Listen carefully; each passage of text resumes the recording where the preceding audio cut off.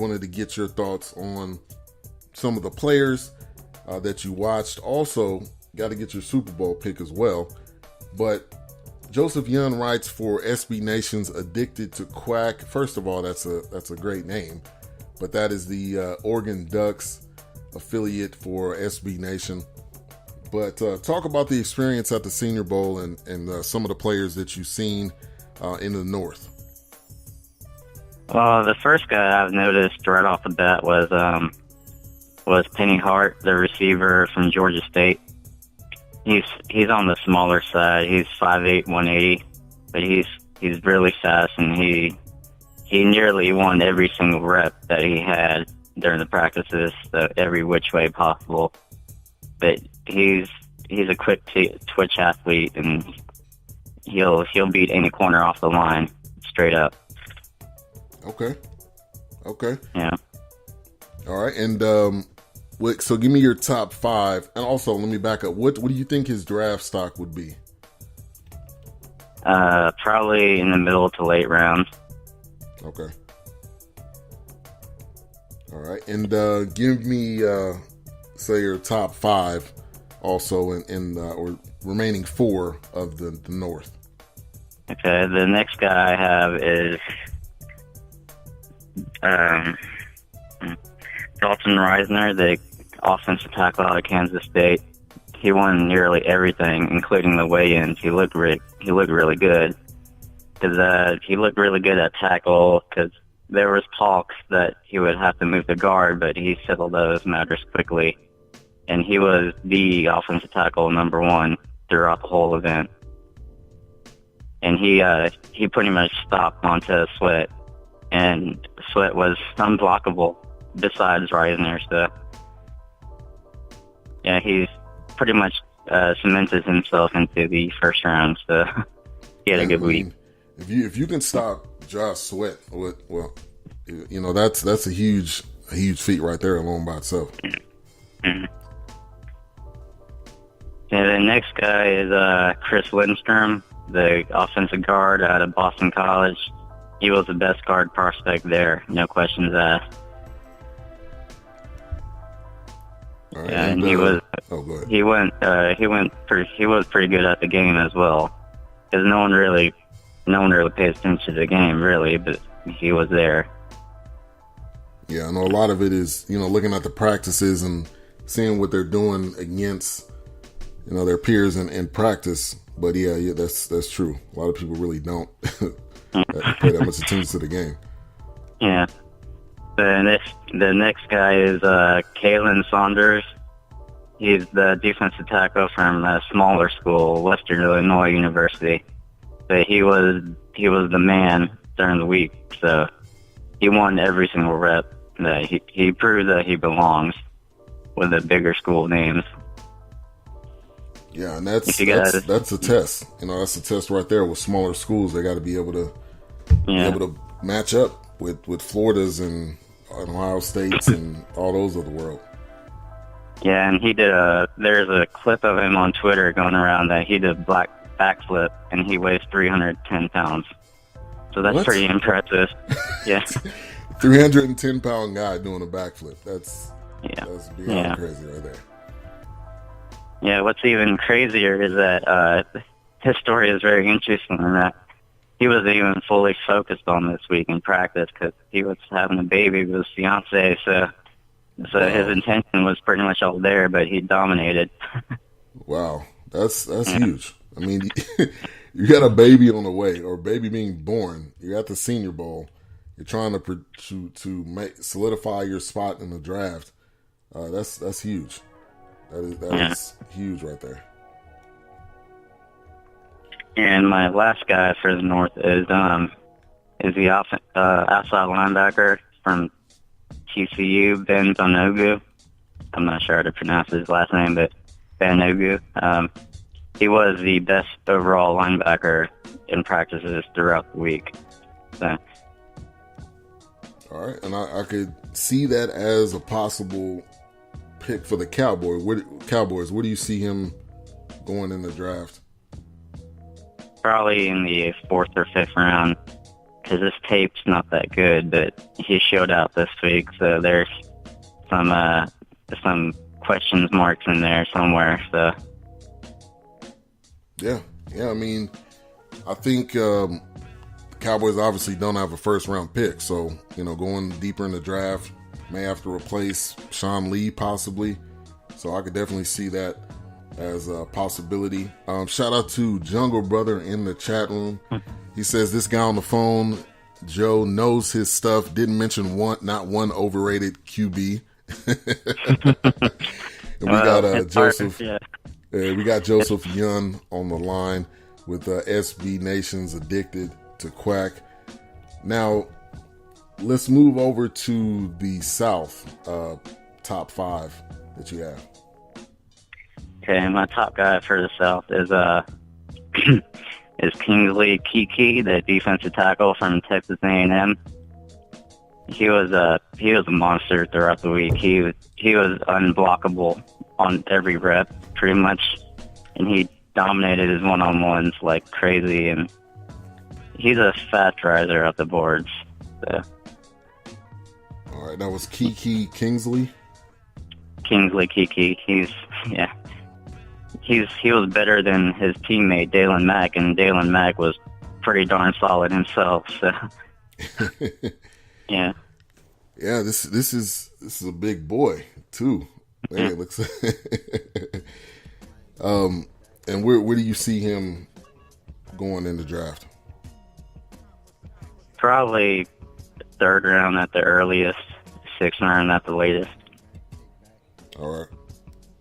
And the biggest thing is, the Senior Bowl gives those seniors don't really get a lot of respect or recognition. It's more so the underclassmen and the more players that are leaving early than the seniors. So I think the Senior Bowl is really great for them to showcase their talents, kind of like a last hurrah for them. Yeah.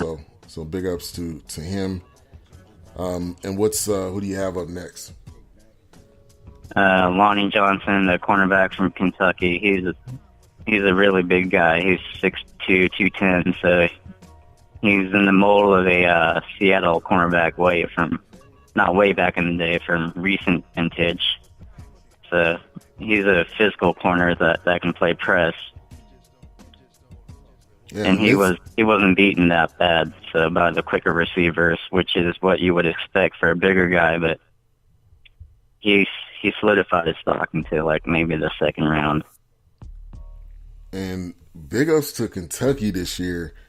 I mean, completely, at least surprised me. Maybe they didn't surprise themselves, but that's Mark Stoops, man, has really got that squad playing, and they went 10-3 this year. So I'm excited for this young man. Also excited for Kentucky. See what they're going to do next year too. And their football team might be better than their basketball team this year. Yeah. That's crazy. Yeah. And who's up next for you? The next one is Terrell Hanks. He's an outside linebacker from New Mexico State. He had a very good case of being the best outside linebacker during the whole event, but his instincts are on par with one of the best in the league. So he has very good ball skills as well, and he blew up during the game.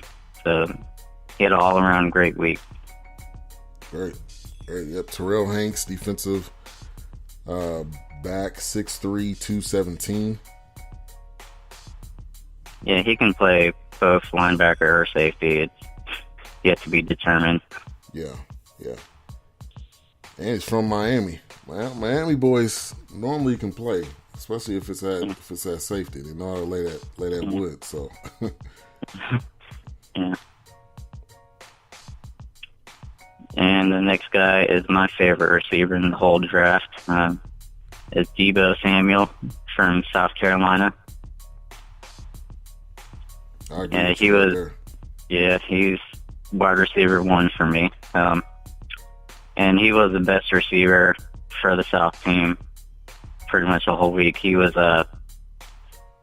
there was one rep where he just he broke the ankles of the cornerback so bad the cornerback pretty much quit. Yeah. Just walked off the field. Yeah. So he's one of the best receivers in the class, hands down. He's a bit smaller on the smaller side, so he also returned kicks in his career at South Carolina, so he's more of a Percy Harvin type, and Harvin had a pretty good career in the league before he busted out. So. Yeah. And Mochi says, listener, Samuel from South Carolina is a beast.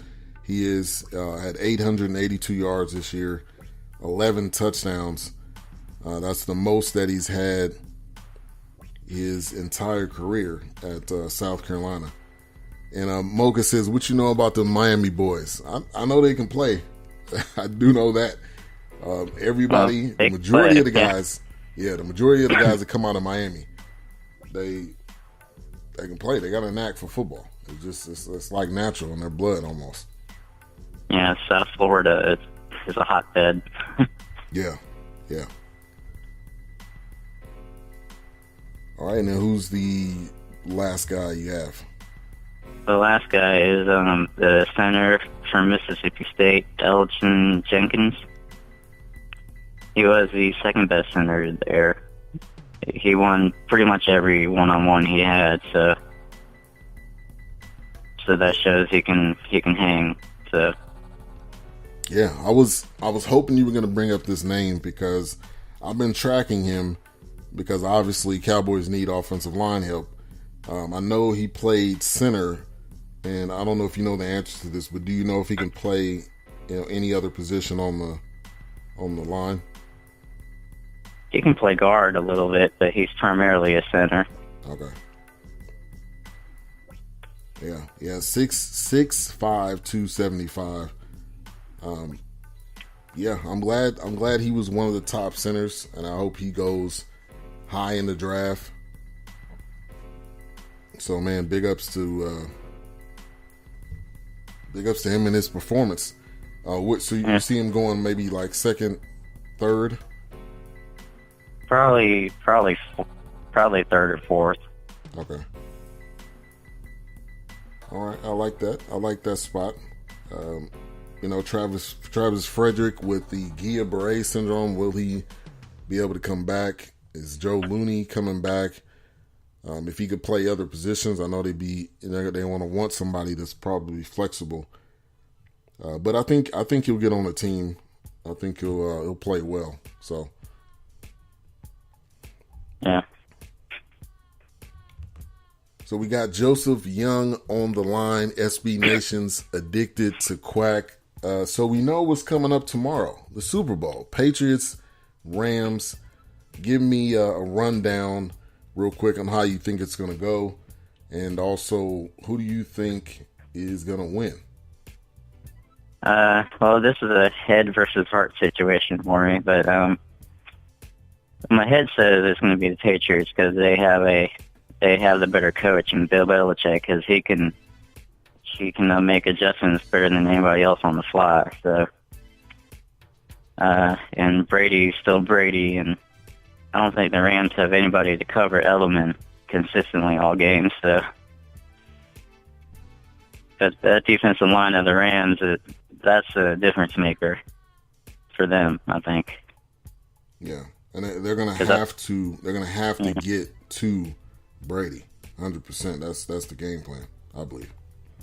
Yeah, because I don't think Goff can hang with Brady point for point. I agree. I mean, you got young Goff and you got elderly Brady. Yeah. So yeah, elderly Brady would obviously have the advantage. But that if they can get a push in the middle on that defensive line, anything is possible if they're able to get that push. Yeah, I think the Rams need to watch the New York Giants tape from all those Super Bowls way back when against the Patriots to figure out a game plan. Yeah, I agree. Prediction in the chat room: Patriots 25, Rams 21. I hope that doesn't happen. But